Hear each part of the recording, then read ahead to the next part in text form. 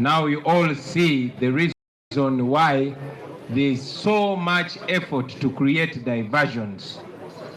Mukirabye lwaki Museveni afuba nnyo okuteekawo diversion n'aleetawo zi diversion z'ebisiyaga n'aleetawo ki kubabba ate kigenda kulekeraawo.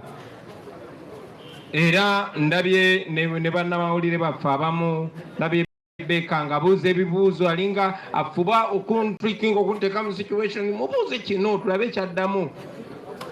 Nga bwe si wabangere kye baagala kuwulira naawe sijja kuwulira kibuwa kyoyagala kuwulira ssebo. Nze nja kwanukula bigambo byange nga nze ebyammwe temunteeka mu bintu byammwe. Okay?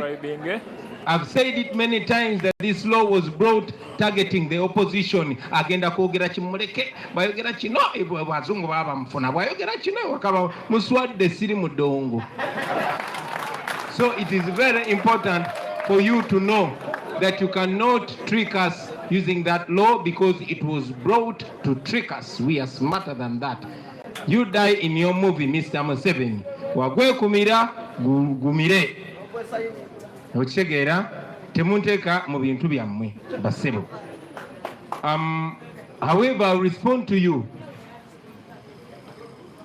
quoting my own self because you asked what exactly was taken out of context. Yes, I said that we grow and we transform.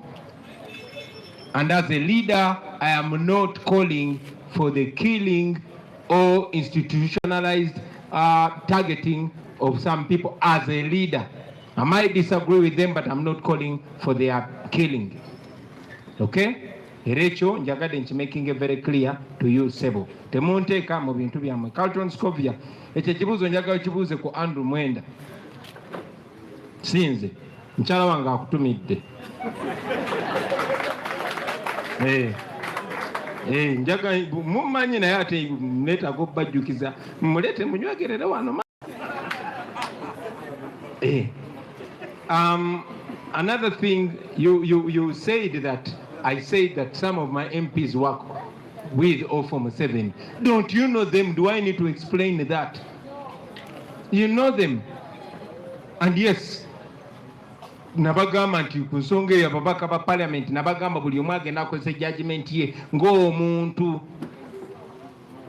Akozesa judgment ye ng'omuntu. Abatali ba NUP si nsonga yange. However, sijagaana abantu bonna abapagandisi ba Museveni kuba okokye baleeta kugezaako kinteekako. Nze baali bantaddeko emmundu. Nyina emmundu zange 2 ziri eyo bankwata nazo mbu mu hoteri mu Arua. Nze gwolaba bafubye okugamba nti nsosola mu mawanga ng'omukyala gwennyina n'emikwano gyange gye mumanyiko tekuli Muganda. So bajja kukozesa buli kigambo kyonna naye Katonda kyasazeewo temugenda kistopinga. There's no amount of propaganda that is going to divert us. We want to remove Museveni and we are not going to stop. And the people of Uganda are not fools. They are smarter than that. They can see through all this propaganda. I also want to remind you that Odrek Ruaogo, Museveni's son-in-law, was speaking. This moment I saw him saying, oh, now that law was not moved by government, it was the MPs. Kubanga chibocheza. Museveni's son-in-law is traveling to go and explain himself that. And I saw him saying that they want to repeal this law by the end of this year, as if he's caught. To show you that here it is family rule. Kanchide mu Luganda mu kitegere.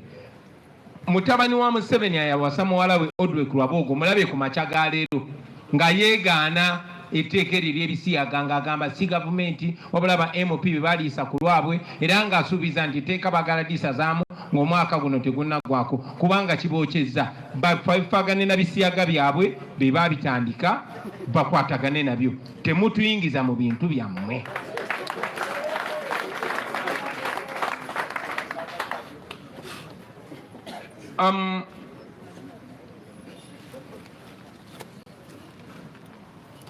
Yeah. Kindly please subscribe. About the warning our MPs, you asked that, you reminded me that some took the 40 million and never took it back. What are we going to do to them? We are not going to arrest them. We don't have that power. But at least we know that we have what is much more powerful than violence or arresting, and that is communicating with the people. And that is all we have.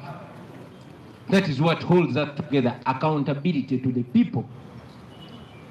And we shall, those who decide to feast on people's money illegitimately, even when they are being paid handsomely, we shall expose them.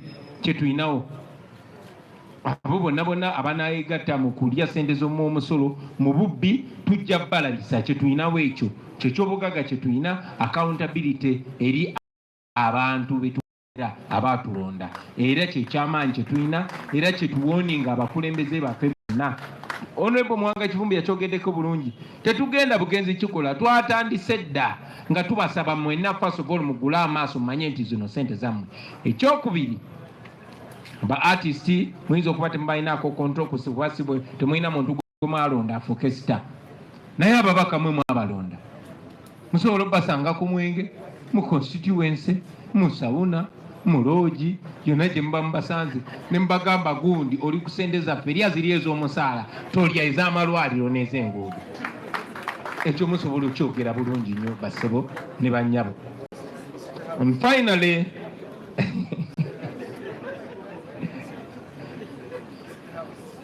eseeyo ku State House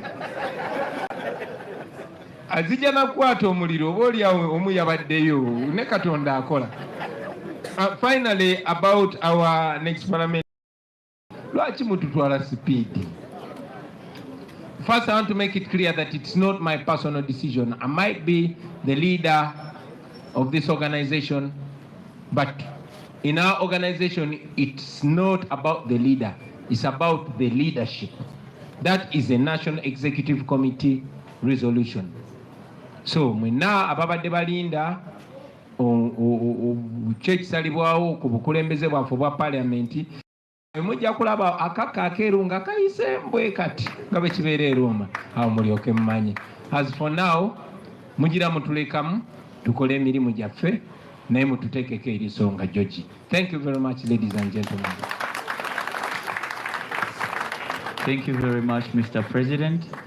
And with that, ladies and gentlemen, we come to the end of this presser. Ayenda kumaliriza this presser with the National Unity Stroke People Power Anthem.